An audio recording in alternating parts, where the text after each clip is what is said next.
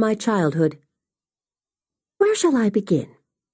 There are only two choices. At the beginning or not at the beginning. The real beginning would be the beginning of the world, after which one thing has led to another. But since there are differences of opinion about that, I'll begin with my own birth. My father was King Icarius of Sparta. My mother was a Naiad. Daughters of Naiads were a dime a dozen in those days. The place was crawling with them. Nevertheless, it never hurts to be of semi-divine birth, or it never hurts immediately. When I was quite young, my father ordered me to be thrown into the sea. I never knew exactly why, during my lifetime, but now I suspect he'd been told by an oracle that I would weave his shroud. Possibly he thought that if he killed me first, his shroud would never be woven, and he would live forever. I can see how the reasoning might have gone. In that case, his wish to drown me came from an understandable desire to protect himself. But he must have misheard, or else the oracle herself misheard. The gods often mumble, because it was not his shroud that was at issue, but my father-in-law's shroud. If that was the prophecy, it was a true one, and indeed the weaving of this particular shroud proved a great convenience to me later on in my life.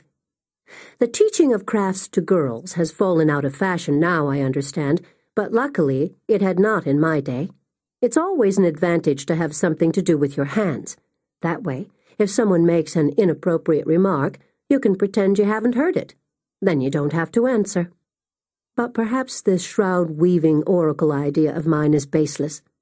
Perhaps I have only invented it in order to make myself feel better. So much whispering goes on in the dark caverns in the meadows that sometimes it's hard to know whether the whispering is coming from others or from the inside of your own head. I use head figuratively.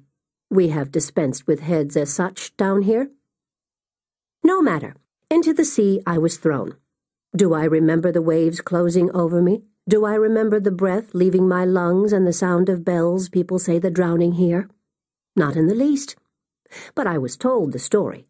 There's always some servant or slave or old nurse or busybody ready to regale a child with the awful things done to it by its parents when it was too young to remember. Hearing this discouraging anecdote did not improve my relations with my father. It is to this episode, or rather to my knowledge of it, that I attribute my reserve, as well as my mistrust of other people's intentions. It was stupid of Icarius to try to drown the daughter of a Naiad, however. Water is our element. It is our birthright.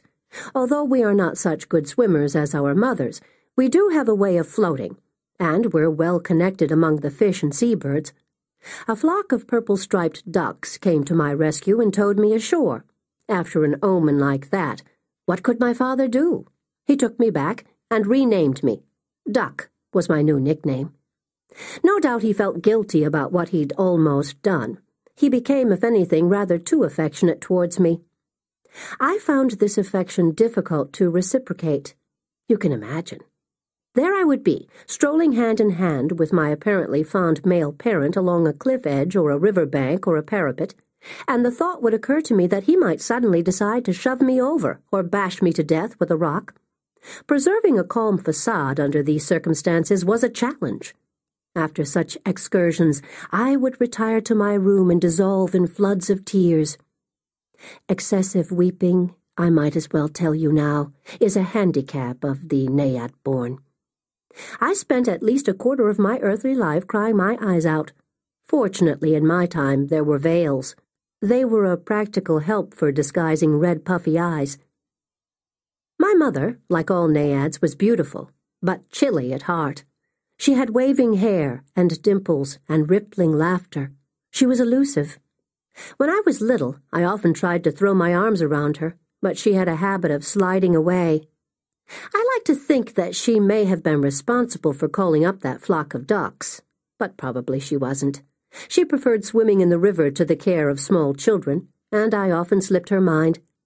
If my father hadn't had me thrown into the sea, she might have dropped me in herself, in a fit of absent-mindedness or irritation. She had a short attention span and rapidly changing emotions. You can see by what I've told you that I was a child who learned early the virtues, if such they are, of self-sufficiency. I could see that I would have to look out for myself in the world. I could hardly count on family support.